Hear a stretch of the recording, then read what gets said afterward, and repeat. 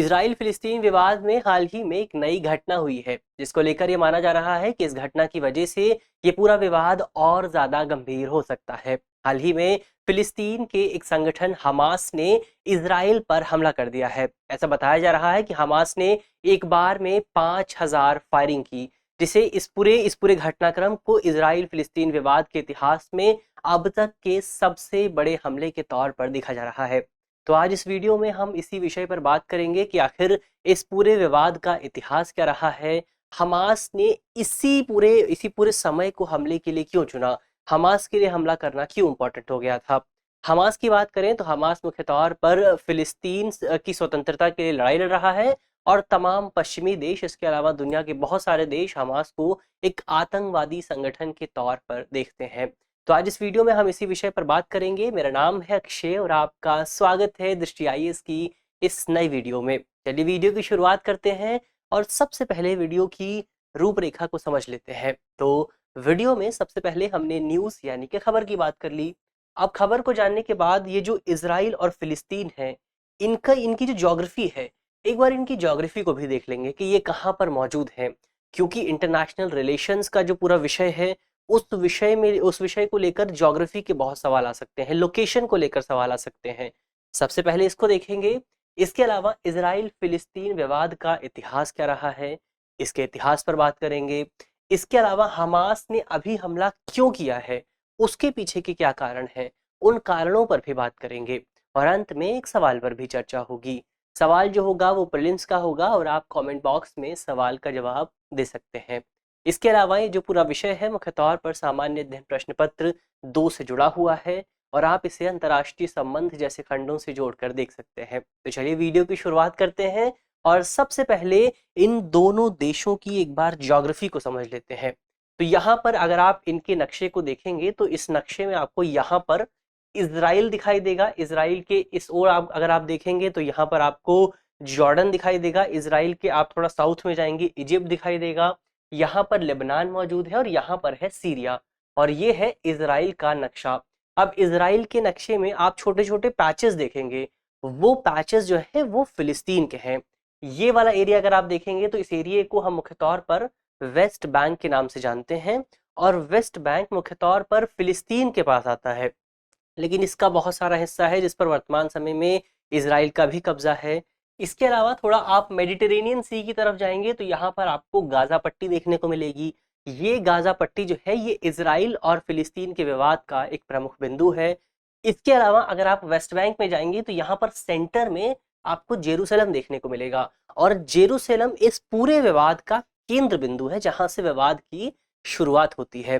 कैसे शुरुआत होती है, तो ये जो जेरूसलम पॉइंट है, इस पॉइंट को इस्लाम और ज्यूइज्म यहूदियों के बीच बहुत इंपॉर्टेंट माना जाता है। ऐसा माना जाता है कि ये जो जगह है ये दोनों ही धर्मों में बहुत ज्यादा इंपॉर्टेंट है और इसी जगह को लेकर कई बार हमें विवाद देखने को मिलता रहा है।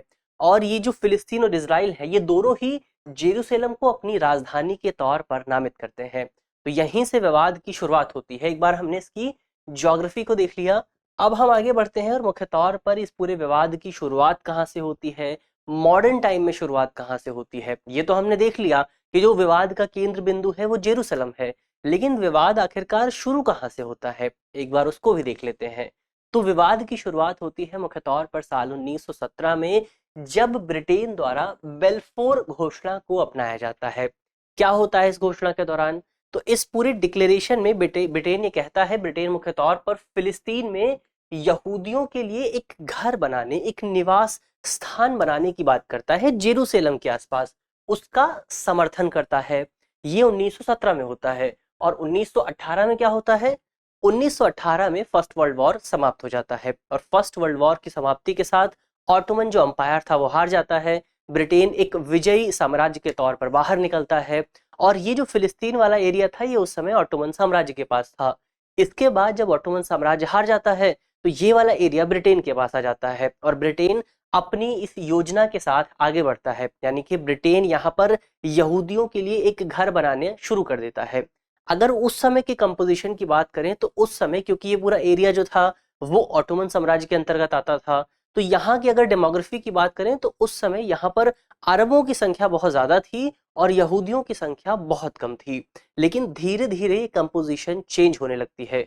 अगर आप साल 1922 से साल 1935 के आंकड़ों को देखेंगे तो वहां पर हमें पता चलता है कि इस पूरी अवधि के दौरान बहुत बड़े लेवल पर हमें मास माइग्रेशन देखने को मिलता है। बहुत व्यापक लेवल पर लोग प्रवास करते हैं। ऐसे आंकड़े बताते हैं कि इस पूरी अवधि के दौरान दुनिया भर के जो तमाम यहूदी थे वो इस जगह पर आए थे और इनकी जो संख्या थी वो तकरीबन 1,35,000 के आसपास थी। तो जाहिर तौर पर इस पूरे एरिया की जो डेमोग्राफी थी वो चेंज होने लगती है। यहाँ पर यहूदियों की संख्या बढ़ने लगती है। तो ऐसे में जो अरब लोग यहाँ पर मौजूद थे उनको अपने हितों पर खतरा मौजूद होने लगता है, खतरा लगने लगता है।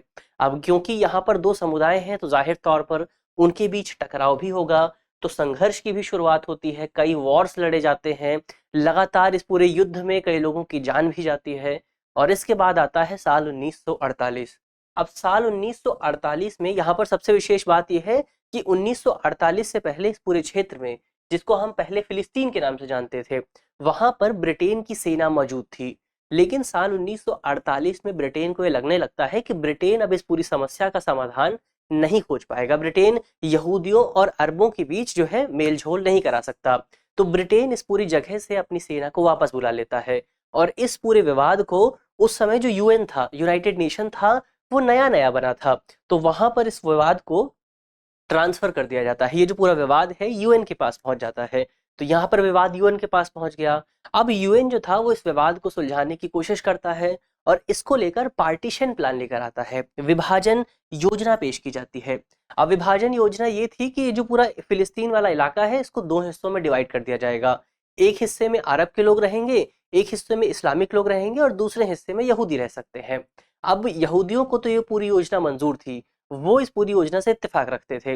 लेकिन जो अरब के लोग थे, जो अरबी थे, उन्होंने इस पूरी योजना को स्वीकार करने से इनकार कर दिया। उनका कहना था कि फिलिस्तीन जो है वो उनका घर है, जबकि यहूदियों को लगता था कि फिलिस्तीन उनका घर है। तो मुख्य तौर पर यहाँ जमीन को लेकर लड़ाई है, भूमि को लेकर लड़ाई है। और वो लड़ाई जो भी है वो भी लड़ाई धर्म से जुड़ी हुई है, क्योंकि धार्मिक ग्रंथों में कहा गया है कि जो जेरूसलम है वो उनके पूर्वजों का स्थान है। ऐसा यहूदी भी मानते हैं, ऐसा अरब भी मानते हैं। तो इसी वजह से लड़ाई जारी रहती है लगातार कि यहाँ पर किसका प्रभुत्व होगा। जिसका प्रभुत्व होगा धर्म उसका मजबूत कहलाएगा। तो ये इस पूरे विषय के बैकग्राउंड की बात हुई कि विवाद की शुरुआत कहाँ से होती है, विवाद है क्या, किस बात को लेकर है, कौन कौन से पक्ष शामिल है। अब एक बार हम आगे बढ़ते हैं और इस पूरे विषय में इतिहास में जो डेवलपमेंट हुआ है एक बार उसको भी देख लेते हैं। तो यहाँ पर मुख्य तौर पर ये इस वाले मैप को देखेंगे तो ये मैप 1947 का है, यानी कि उस समय का है जब इस पूरे एरिया को हम फिलिस्तीन के नाम से जानते थे। तो यहाँ पर अगर आप देखेंगे तो ये पूरा पूरा जो एरिया है ये पूरा एरिया फिलिस्तीन का है। इसके बाद मुख्य तौर पर जो हमने बात की थी कि यूनाइटेड नेशन की ओर से एक पार्टीशन प्लान पेश किया जाता है। तो पार्टीशन प्लान में कुछ इस तरह की योजना बनाई गई थी कि हम मुख्य तौर पर इतना जो एरिया है वो फिलिस्तीन को दे देंगे और ये वाला जो एरिया है वो मुख्य तौर पर इजराइल को दे दिया जाएगा। लेकिन क्योंकि प्लान सक्सेसफुल नहीं रहता है, प्लान आगे नहीं बढ़ पाता है, एक पक्ष को प्लान मंजूर नहीं था, तो यहाँ से युद्ध की शुरुआत होती है।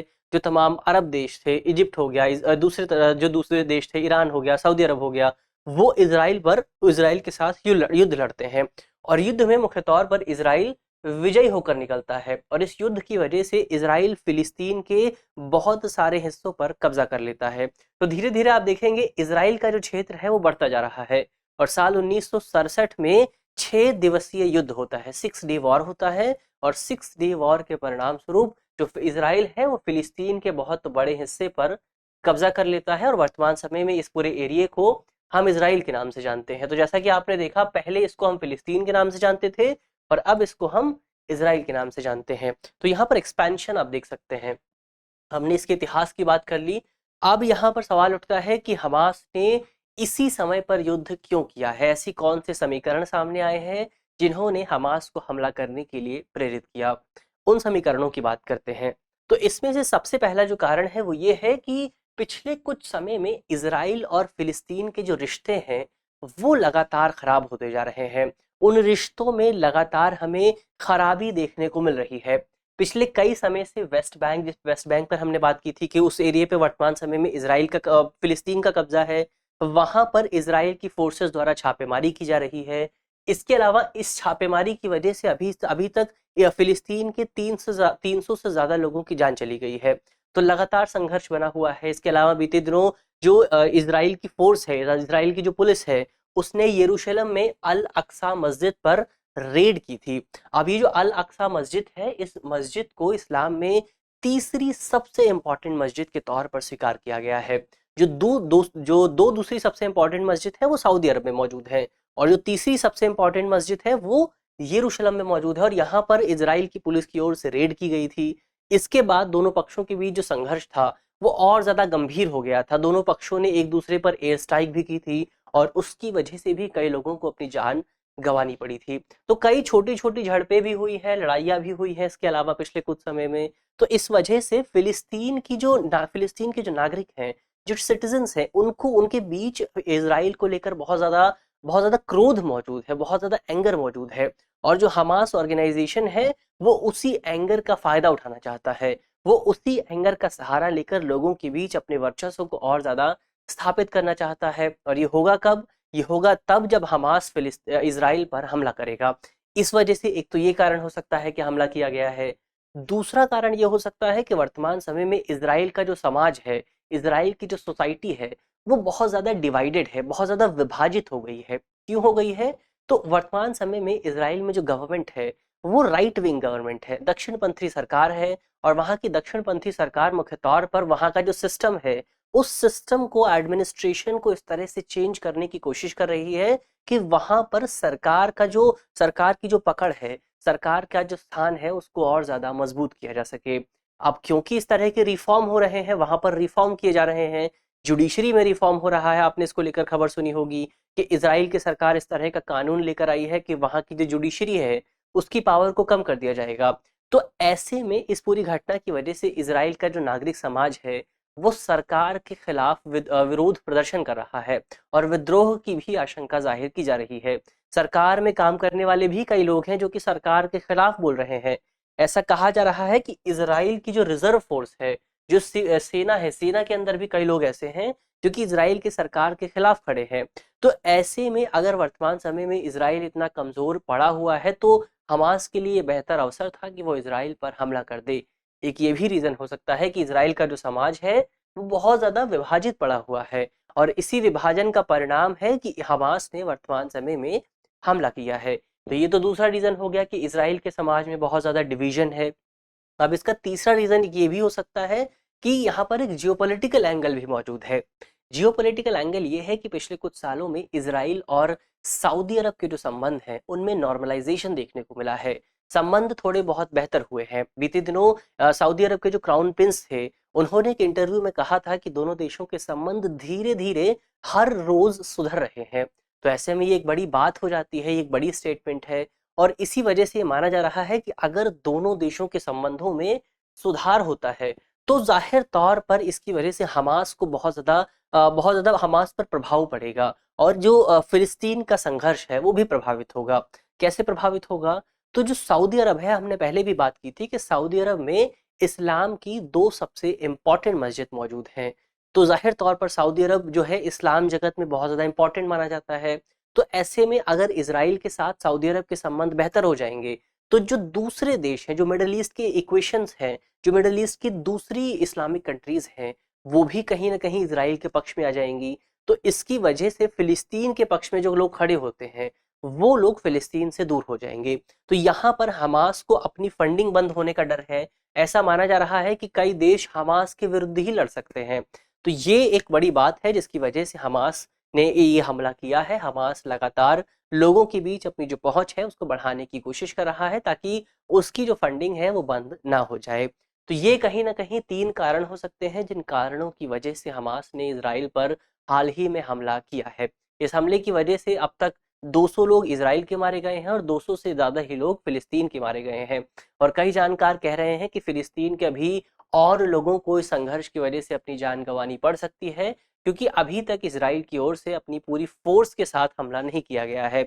और जाहिर तौर पर इजराइल के जो प्रधानमंत्री हैं उन्होंने इस पूरी सिचुएशन को एक युद्ध की सिचुएशन के तौर पर नामित किया है। तो जब जाहिर तौर पर इजराइल इस पूरी घटना को एक युद्ध के तौर पर देख रहा है तो वो अपनी पूरी फोर्स का इस्तेमाल करेगा, और जब इजराइल अपनी पूरी फोर्स लगाएगा तो जाहिर तौर पर जो फिलिस्तीन है उसको बहुत बड़ा नुकसान झेलना पड़ सकता है। तो ये तो इस पूरे विषय की बात हुई। अब हम अंत में एक सवाल की भी बात कर लेते हैं। सवाल जो है वो आपका प्रीलिम्स का है, और आप कमेंट बॉक्स में सवाल का जवाब दे सकते हैं। आज का हमारा सवाल है कि हाल ही में खबरों में रहा गाजा पट्टी विवाद किन दो देशों से जुड़ा हुआ है? हमारे ऑप्शन है, option A Bharat Pakistan, option B चीन Japan, option C Saudi Arab Iran, या ऑप्शन डी इजराइल फिलिस्तीन।